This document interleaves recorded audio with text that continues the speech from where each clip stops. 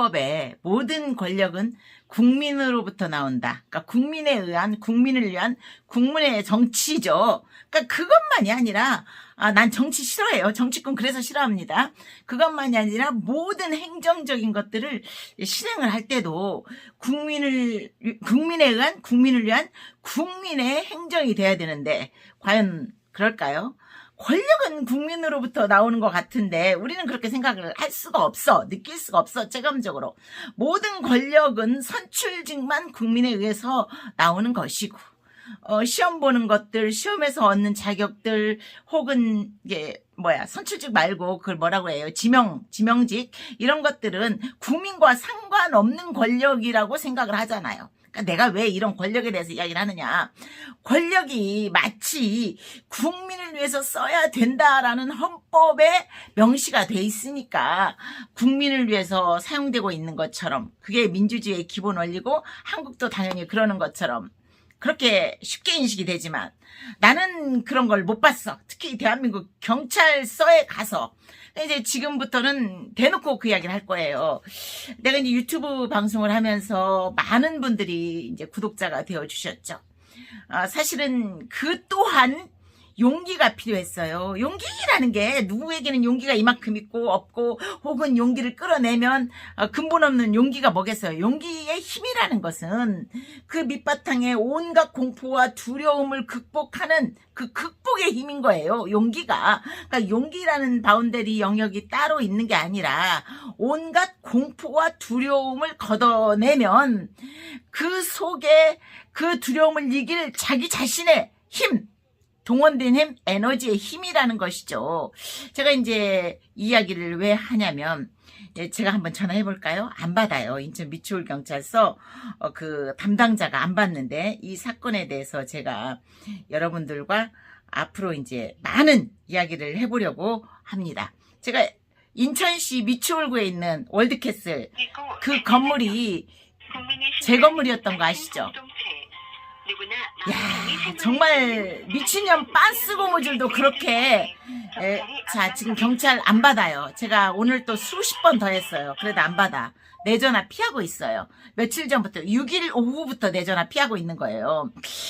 야, 정말 무서운 세상이에요. 이 나라가 이렇게 무서울 수가 없어. 난 정말 무섭다고 생각해. 그러니까 이제 이런 생각을 하시면 돼. 여러분이 쉽게 깡패가 여러분들에게 시비를 걸었어. 난 요즘 그래요. 솔직히 차 타고 가다 누가 빵 하고 나한테 소리 지르면 미안합니다 이러지. 아니 도대체 왜 그러는 거예요? 절대 이러지 않죠. 옛날에는 왜 그러는데 라고 했었어요. 뭔 몰랐으니까. 네, 만약에 일반 시민과 깡패가 길을 가다가 깡패가 시비를 설사 걸었다 하더라도 싸웠어. 그럼 깡패가 힘이 세잖아요. 당연히 일반 시민이 죽어라 터지겠죠. 죽어라 터지면 또 이제 이 사람들 둘이서 경찰서에 가. 그럼 경찰은 뭐예요? 힘의 원리라니까. 권력이라는 게 꼭 정치적 그런 권력만이 아니라 힘이에요. 힘. 자, 그럼 힘, 권능, 권력. 권능이라고 보시면 돼요. 그러면 깡패가 힘이 세고 또 조직력이 있네. 무섭잖아. 그리고 깡패들은 옛날에는 그랬어요. 옛날에는 정기적으로 혹은 수시로 이제 교도소 드나들다 보니까 경찰서 드나들다 보니까 인맥이라는 게 또 쌓였겠지. 그래서 밥도 먹고 술도 먹고 서로 친해지다 보니까 깡패가 우리 편이네. 이 새끼는 뭐야? 그냥 아무것도 아닌 새끼잖아. 그러면 깡패 편을 들게 되죠. 때렸다고? 그럼 쌍방폭행이야.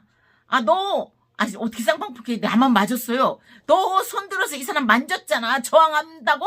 저항 아니고 그거 너 얼굴 밀었잖아. 그거 폭행이야. 쌍방폭행이라고 해서 합의하지 않으면 둘이 다 처벌받는다고 협박을 하죠. 어떤 방식으로든 깡패 편을 들게 되면 또 이제 경찰이 깡패 편을 그러니까 억울해서 이 사람은 또 막 항고를 하겠죠. 검찰청으로 사건이 가죠. 검찰은 또 옛날에는 그랬어요. 지금은 아닌 것 같아. 지금은 이제 검찰도 열받았지. 그러니까 내 사건에 대해서는 뒤집어 보더라고. 그래서 이제 내가 글쎄 난 별로 기대는 하지 않지만 그래도 검찰이 경찰보다는 똑똑하잖아.